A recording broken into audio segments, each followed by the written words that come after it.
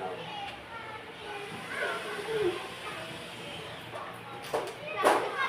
Assalamualaikum warahmatullahi wabarakatuh. Waalaikumsalam warahmatullahi wabarakatuh. Yang saya hormati Bapak Ibu, hari ini saya akan mencoba untuk mempresentasikan sebuah materi, yang mana materi ini merupakan bagian dari pelatihan pendidikan inklusif tingkat akhir, yaitu tentang saya mengambil tema membangun masa depan inklusif. Ini merupakan sebuah panduan strategis berbasis bukti yang saya coba untuk mengambil dari hasil analisis riset dari sebuah penelitian yang dilakukan oleh para pakar. Kebetulan artikel hasil riset yang saya ambil ini dari dua penelitian dari dua pakar yang saya kombinasikan untuk menjadi sebuah materi, hasilnya dari seperti ini.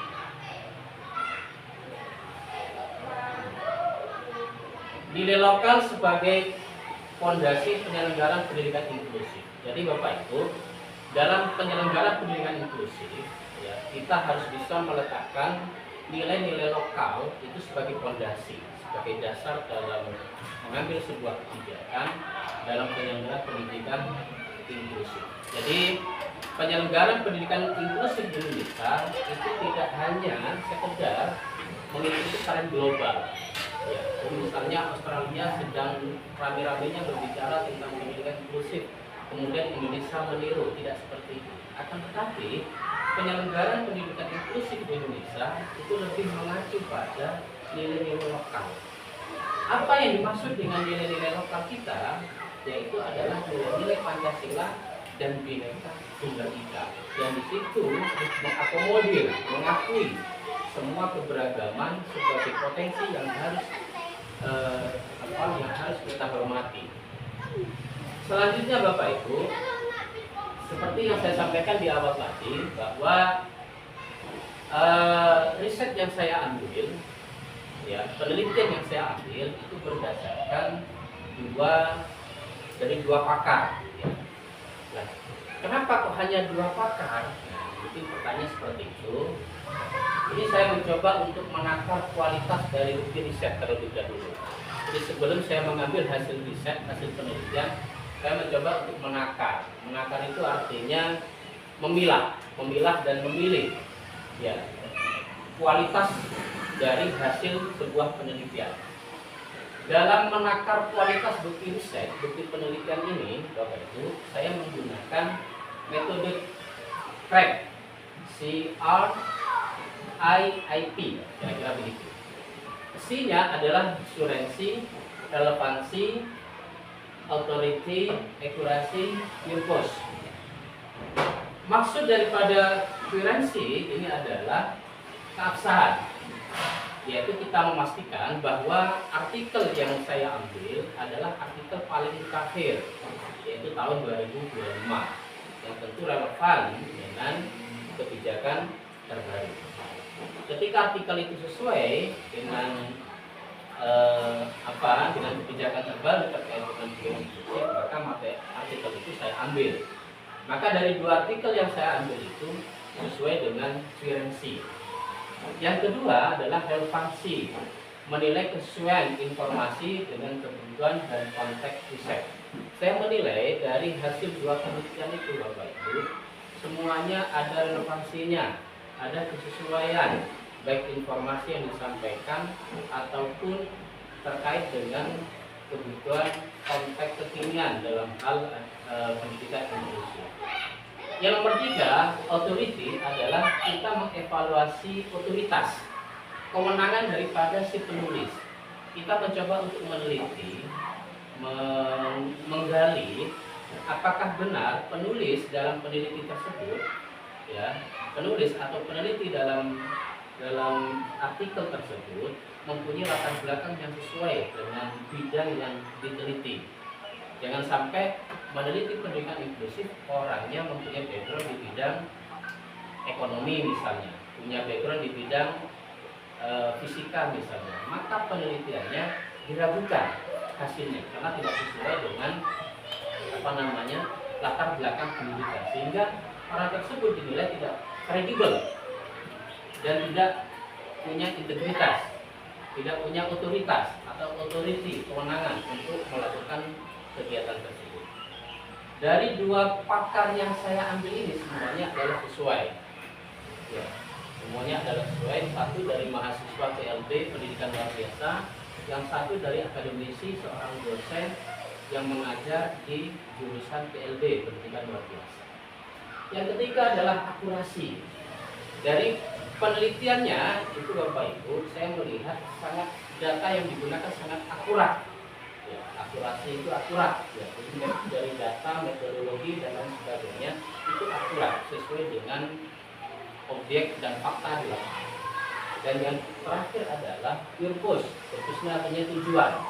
Tujuan daripada penelitian tersebut benar-benar mengedukasi kita kaitannya dengan pendidikan inklusif, tidak ada kaitannya dengan muatan politik, dengan unsur sentimen, dengan pendidikan lain dan lain sebagainya. Murni adalah mempunyai tujuan yang objektif. Selanjutnya Bapak Ibu, dari dua literatur tadi, dua hasil penelitian tadi, saya kategorikan menjadi dua kelompok. Yang satu disebut dengan literatur abu-abu, yang satunya disebut dengan tinjauan sistematis. Kenapa disebut dengan literatur abu-abu? Karena dalam artikel tersebut lebih fokus pada filosofis dan kerangka nilai, attitude, nilai-nilai, karakter, sehingga yang dibangun dalam artikel tersebut lebih lebih membangun sikap, kultur toleransi, budaya toleransi, sikap saling menghormati, empati dan lain-lain. Jadi lebih ke attitude, sikap, mungkin seperti itu. Sedangkan yang artikel kedua lebih kepada strategi dan kebijakan. Jadi dalam artikel tersebut lebih memberikan rekomendasi mungkin kepada pemerintah terkait dengan peranan fasilitasnya, kurikulumnya, pelatihan teknis terhadap guru-gurunya dan lain sebagainya. Jadi kontennya berbeda. Makanya disebut dengan literatur abu-abu dan kemudian dari penerbitnya pun juga beda. Kalau literatur abu-abu itu diterbitkan oleh penerbit yang non komersial, non akademis, lebih bersifat diseminasi, pengimbasan, ya, pengimbasan kepada pihak-pihak yang membutuhkan. Sedangkan kalau tinjauan sistematis ini dikeluarkan atau diterbitkan oleh jurnal-jurnal ilmiah yang dikelola oleh perguruan tinggi, jurnal-jurnal yang diakui oleh TITI, oleh beberapa kampus dan lain-lain, dan itu melalui review, melalui kajian sebelum diterbitkan, gitu ya. Selanjutnya Bapak Ibu, kita berbicara hambatan. Hambatan utama implementasi pendidikan inklusif di tahun 2025. Kita mengacu pada tahun yang berdasarkan hasil penelitian dari artikel tinjauan sistematis tadi, miliknya Faizin dan kawan-kawan di tahun 2025. 80% sekolah kita itu minim infrastruktur. Sekolah kita, kalau dulu sekolah inklusif itu menunggu SK dari bupati atau dari kepala dinas, Bapak Ibu, untuk kemudian disebut menjadi sekolah inklusif. Tapi sekarang semua sekolah, baik negeri ataupun swasta, harus menjadi sekolah inklusif, harus menerima peserta didik yang mengalami kebutuhan khusus, harus, sehingga dengan sendirinya tanpa SK bupati pun, tanpa SK kepala dinas pun, sekolah kita itu disebut dengan sekolah inklusif. Sekolah itu dikatakan sekolah inklusif manakala di sekolah tersebut ada kelas-kelas inklusif, entah kelas 1, entah kelas 2, atau semua kelas sampai kelas 6 disebut dengan kelas inklusif. Kelas itu dikatakan kelas inklusif ketika di dalamnya ada siswa inklusif. Ketika di dalamnya ada siswa inklusifnya. Siswa itu dikatakan siswa inklusif ketika anak tersebut terdeteksi sebagai anak berkebutuhan khusus atau peserta didik berkebutuhan khusus (PDBK) atau peserta didik penyandang disabilitas (PDPD) namanya. Bisa ABK, bisa PDBK, bisa PDPD. Cuma problemnya Bapak Ibu, kita sebagai guru tidak bisa menjustifikasi seseorang anak itu mengalami disabilitas. Nah ini problemnya. Satu contoh, kita mengatakan si A ini, anak si A ini mengalami slow learner, lambat belajar misalnya, itu kalau sudah dilakukan pemeriksaan. Siapa yang punya otoritas untuk memeriksa? Psikolog. Ya, melalui tes IQ dan lain sebagainya. Seseorang anak dikatakan mengalami disabilitas tunarungu misalnya, ketika sudah dilakukan tindakan oleh tenaga profesional. Siapa tenaga profesional? Dokter THT dan lain sebagainya. Sehingga itu adalah keterangan resmi yang bisa kita gunakan untuk menjustifikasi bahwa si anak itu mengalami jenis ketunaan ini dan lain sebagainya. Kira-kira begitu. Selanjutnya, 60% sekolah di tahun 2025 itu lemah di bidang literasi digitalnya. Banyak sekolah yang tidak tahu kalau ada informasi tentang pelatihan pendidikan inklusif tingkat dasar misalnya. Saat ini pemerintah sedang mengadakan pelatihan pendidikan inklusif tingkat dasar 100.000 peserta. Kemarin saya melihat di statusnya Pak Yasto, itu ternyata itu juga pelatihan pendidikan inklusif tingkat dasar. Kalau saya sudah tingkat mahir, sudah berjenjang sudah kesekian kalinya. Tapi saya pernah itu diundang oleh kementerian ke Jakarta untuk mengikuti pendidikan inklusif di tingkat keterampilan, tahap keterampilan. Selanjutnya, sehingga mereka itu tidak paham kalau ada informasi seperti ini. Karena sekarang pemerintah informasi itu lebih disebarkan melalui berbagai medsos, media sosial. Kalau kita literasinya lemah, ya, terutama literasi digitalnya, kita itu gagap informasi. Yang lain sudah banter menangkap informasi, kita ketinggalan informasi karena kita lemah di bidang literasi digitalnya. Banyak guru-guru di sekolah-sekolah inklusif yang tidak tahu informasi seperti itu. Kemudian di tahun 2025 juga salah satu hambatannya adalah 50% guru-guru kita di Indonesia itu mempunyai kesiapan secara teknis untuk menangani anak-anak inklusif. Karena kita tahu bahwa guru-guru kita di sekolah-sekolah inklusif itu backgroundnya bukan dari pendidikan inklusif, bukan dari pendidikan luar biasa, PLB, bukan dari psikolog dan lain sebagainya. Sehingga untuk menghadapi anak-anak inklusif, entah ketunaannya itu apa, baik itu slow learner, lambat belajar, ya kemudian ada yang tunarungu, ada yang dan lain sebagainya lah, ya itu mereka kesulitan secara teknis karena mereka tidak siap. Diketahui hanya 50% guru-guru se-Indonesia yang siap untuk melayani anak inklusi. Oleh karena itu, salah satu kebijakan pemerintah adalah mengadakan berbagai macam pelatihan terkait dengan pendidikan inklusi dan itu sifatnya gratis. Selanjutnya Bapak Ibu, kompetensi guru masa depan. Kita berbicara kompetensi guru masa depan. Diharapkan nanti guru-guru masa depan, ya terutama yang berada di sekolah di penyelenggara pendidikan inklusif itu harus adaptabilitas. Artinya adalah harus adaptasi. Ya, apa yang diadaptasi kita, pengetahuan kita harus diupgrade mengikuti perkembangan teknik. Dan yang diadaptasi tidak hanya pengetahuan kita terkait dengan menghadapi anak inklusif, tapi juga kurikulumnya. Kurikulumnya itu harus diadaptasi. Jadi yang diadaptasi itu bukan anak harus menyesuaikan dengan kurikulum kita, tetapi kurikulum kita yang harus disesuaikan dengan kebutuhan anak. Kira-kira begitu ya dimaksud dengan adaptabilitas. Kemudian yang kedua adalah literasi data. Jadi guru masa depan itu harus literasi data, harus menilai kebutuhan spesifik dari ABK, anak berkebutuhan khusus. Jadi spesifik dari anak berkebutuhan khusus itu kebutuhannya apa? Ada anak yang lemah di bidang akademiknya misalnya, katakanlah mengalami slow learner, lambat belajar, tapi dia bagus di bidang olahraganya. Nah, ini adalah literasi data, ya, literasi data.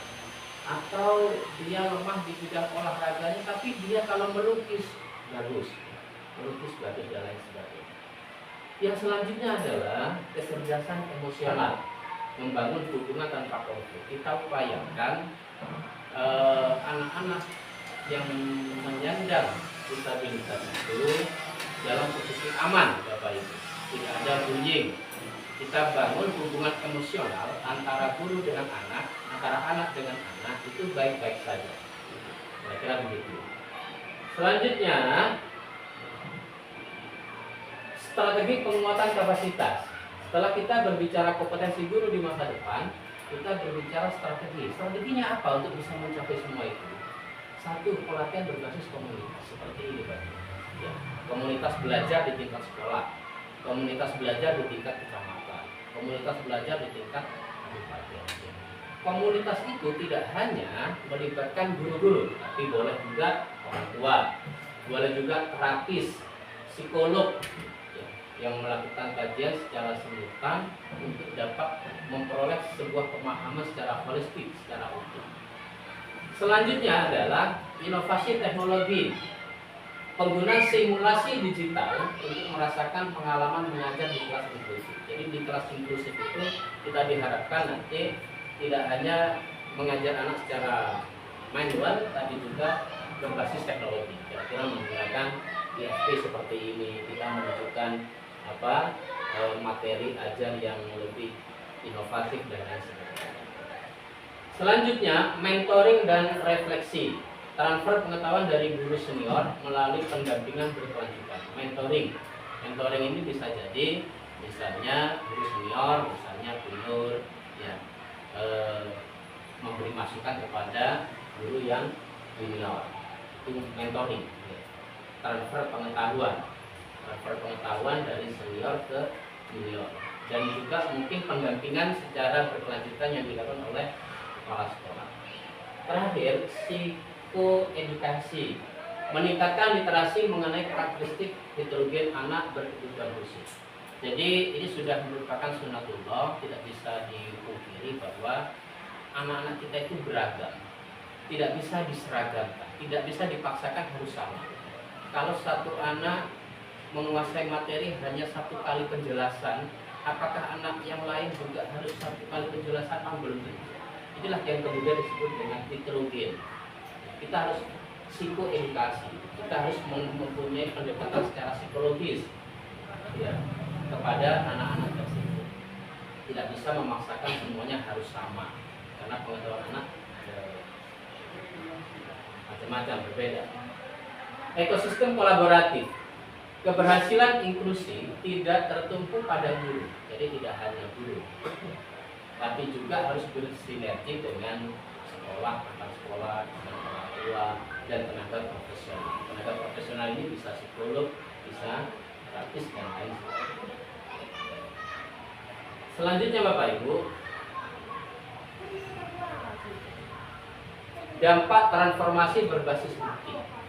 Dari literatur yang saya gunakan, 2 April, ya, di target SDGs keempat di tahun 2026, 90% siswa berpartisipasi melalui integrasi untuk riset yang tepat. Sekolah dapat meningkatkan partisipasi aktif siswa inklusi dalam kegiatan akademik dan ekstrakurikuler tanpa diskriminasi, tanpa ada perlakuan pembeda.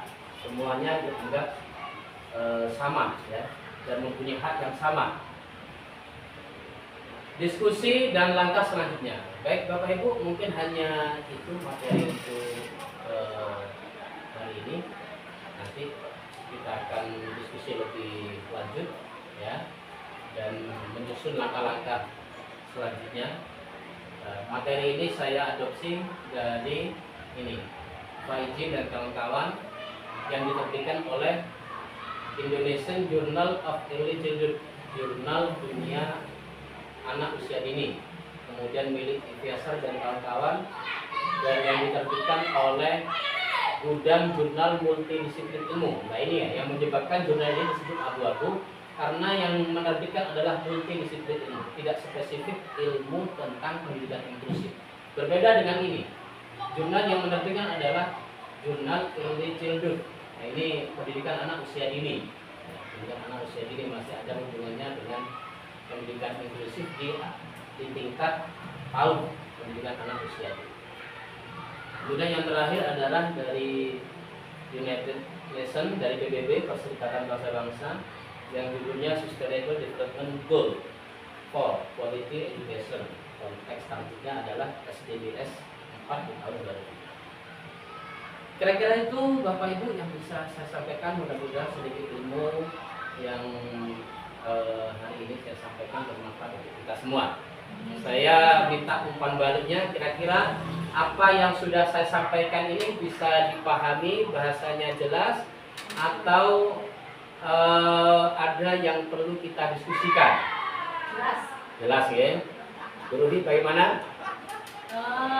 Tadi Pak Nur sudah menyampaikan kalau bullying itu termasuk ke dalam apa inklusif. Iya.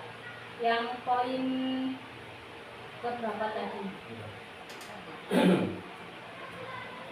Yang poin 7. Ya. Psikoedukasi ya? Iya. Psikoedukasi mungkin. Apakah bullying itu termasuk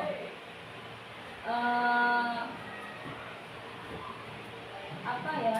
Untuk kapasitasnya itu sudah masuk inklusi apa masih dalam proses untuk itunya? bullying ini Bapak Ibu seringkali terjadi kepada anak berkebutuhan khusus. Walaupun tidak tertutup kemungkinan semua anak punya potensi mendapatkan perlakuan bullying dari temannya. Akan tetapi yang mempunyai potensi sangat besar adalah anak berkebutuhan khusus. Satu contoh di kelas 5 ada Sadia. Kita menurut saya, kalau saya bukan pakar seorang psikolog, ya, dari perbandingan evaluasi hasil belajarnya, si Sadia ini termasuk kategori slow learner, lambat belajar. Ya. Indikasinya setiap ada tugas tidak pernah mengerjakan, setiap ada penjelasan ketika ditanya ulang tidak paham dengan materi yang disampaikan, berbeda jauh dengan teman-teman seusianya, teman-teman sebayanya. Jadi kalau kita membandingkan itu harus seusia, persebaya. Jangan dibandingkan dengan anak SD kelas 5 dibandingkan dengan anak SMP kelas 9 misalnya. Kalau membandingkan harus seusia. Ketika saya bandingkan dengan anak seusianya, si Satria ini sepertinya ini hanya dugaan termasuk slow learner. Dengan keadaan yang seperti itu, ya, ini teman-temannya mesti ada itu, mesti kagak, mesti gak paham. Nah, itu kan salah satu bentuk bullying. Posisi kita harus kita terapkan yaitu psikoedukasi. Kita harus memahami karakteristik dari setiap anak, terutama anak yang kita juga mengalami berkebutuhan khusus yaitu slow learner, sehingga anak yang seperti itu merasa aman di kelasnya, terhindar dari bullying temannya, dan yang paling penting kita memberikan pemahaman kepada teman-temannya bahwa semuanya itu adalah sama, mempunyai hak yang sama, dan oleh Allah kita semua itu diberikan kemampuan yang berbeda-beda. Dari perbedaan-perbedaan itulah maka selanjutnya kita harus saling menghormati, harus saling menghargai. Jadi pendidikan psikologinya, psikoedukasinya Ya, pendidikan psikologi, pendidikan mental, pendidikan karakter, attitude dan lain sebagainya harus kita dalami kan. Kira-kira begitu Bapak Ibu yang bisa saya sampaikan. Terima kasih atas waktu dan kesempatan yang luar biasa ini. Saya akhiri. Allahumma muwaffiq ila aqwamit thoriq. Wassalamualaikum warahmatullahi wabarakatuh. Waalaikumsalam warahmatullahi wabarakatuh. Berapa menit? Lebih 10. Oke.